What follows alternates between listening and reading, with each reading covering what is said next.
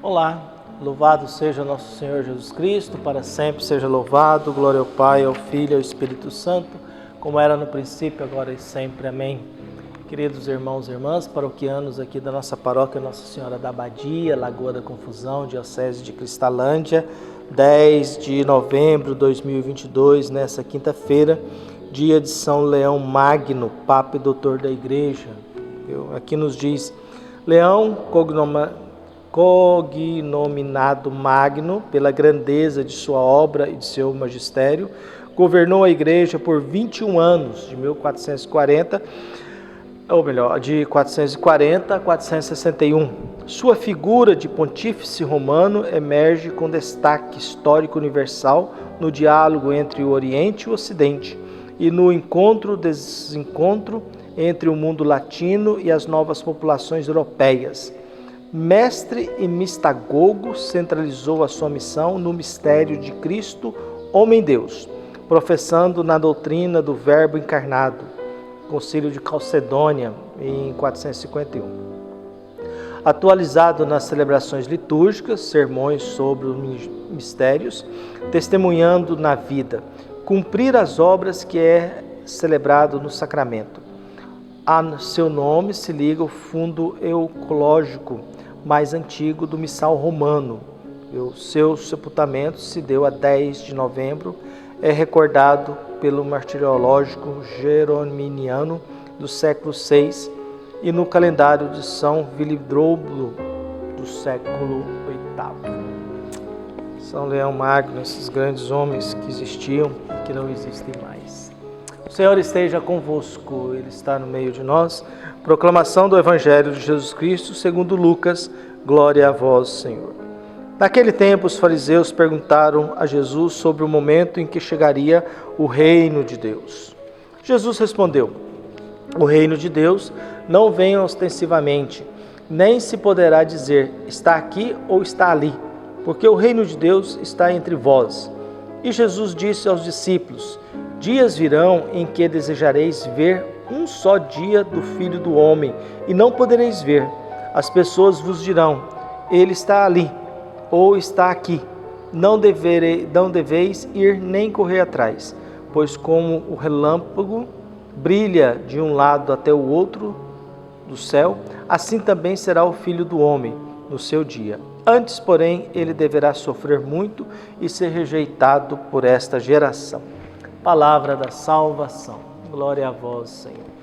Caros irmãos e irmãs, paroquianos da nossa paróquia, graça e paz, unidos na fé, nós aqui nos encontramos celebrando o dom da vida, fazendo memória de São Leão Magno. O Evangelho de Lucas nos traz a temática do reino de Deus, do mundo de Deus, da realidade de Deus ou do governar de Deus sobre a nossa vida.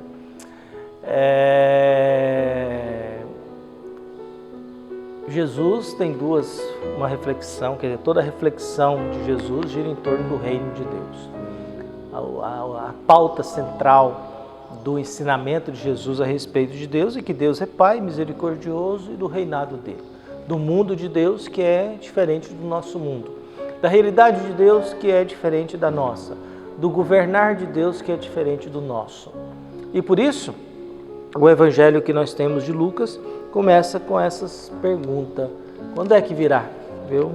A pergunta central do Evangelho começa com esse questionamento. Quando é que virá? Naquele tempo, os fariseus perguntaram a Jesus sobre o momento em que chegaria o reino. Jesus está sendo questionado pelos fariseus. Que momento chegará o reino? Jesus tenta explicar. O reino de Deus não vem ostensivamente. Então, o reino de Deus não é algo que chega. O reino de Deus não é algo que aparece assim, tal, não.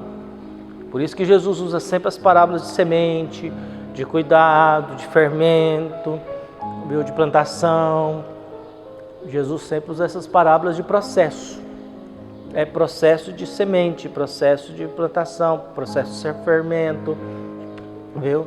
Então, Jesus vai usando sempre essas coisas. Os fariseus querem saber de uma chegada súbita.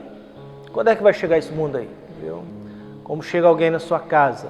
E Jesus diz, não, o reino de Deus não vem desse modo. Viu? E você não pode dizer que está aqui, ali. Não, você não tem. Ele está entre vós. Ele está no meio de nós, que ele vai brotando e vai surgindo no meio de atos de amor, de esperança, de caridade, de fraternidade. Ele vai surgindo e aparecendo. Ele vai se mostrando, ele vai se revelando. É a semente que cai na terra e vai germinando. E ali há uma transformação, há uma conversão de uma semente morta que apodrece e nasce dentro dela a vida. Ela traz dentro de si, no meio da podridão, da casca, ela traz dentro de si a vida. E por isso Jesus vai dizendo, o reino não vem ostensivamente, não é assim que chega o mundo de Deus. Nem se poderá dizer está aqui ou está ali, porque o reino de Deus está entre vós, está no nosso meio. É quando você vê alguém fazendo o bem para o outro sem pedir nada em troca, e aquilo ali gera vida, gera salvação, gera esperança. Quando a gente traz as famílias para almoçar aqui, a gente vê aquelas crianças na pobreza delas, mas também a gente vê a alegria que elas têm de se encontrarem, a alegria que elas têm de vir abraçar a gente, a alegria que elas têm de ganhar um brinquedo, um presente, a alegria que elas têm de comer e comer muito, repete umas 2, 3 vezes o prato, e vem atrás. A última vez foi muito interessante, que eu fui carregar umas coisas lá e alguns 3 lá, não, nós que vamos carregar pelo Senhor. E eles carregaram a cesta básica, interessante, aqueles meninos pequenos assim, carregando a cesta básica. Não, nós que vamos carregar para o Senhor. É muito bonito essas coisas, e acho que é isso que mostra o reino de Deus. No meio de uma vida pobre, miserável, abandonada, de carência, a gente vê gestos de solidariedade, de disponibilidade. O Senhor quer uma ajuda? O Senhor quer alguma coisa? Então, quer dizer, isso é bonito e é isso que acho que é o reino de Deus. Quando a gente vê alguém numa miséria total, numa pobreza total, se oferecendo para servir, se oferecendo para ajudar, se oferecendo para poder contribuir. Por outro lado, a gente encontra um monte de fariseus querendo saber quando é que vai ser instalado o reino de Deus, dando ordens na igreja e tantas outras coisas. E o Evangelho, continua dizendo, pessoal, não vai correr atrás do reino de Deus, não. Não adianta você correr atrás dele, pois como o relâmpago brilha de um lado para o outro, assim também será o Filho do Homem no seu dia. Antes, porém, ele deverá sofrer muito e ser rejeitado por essa geração.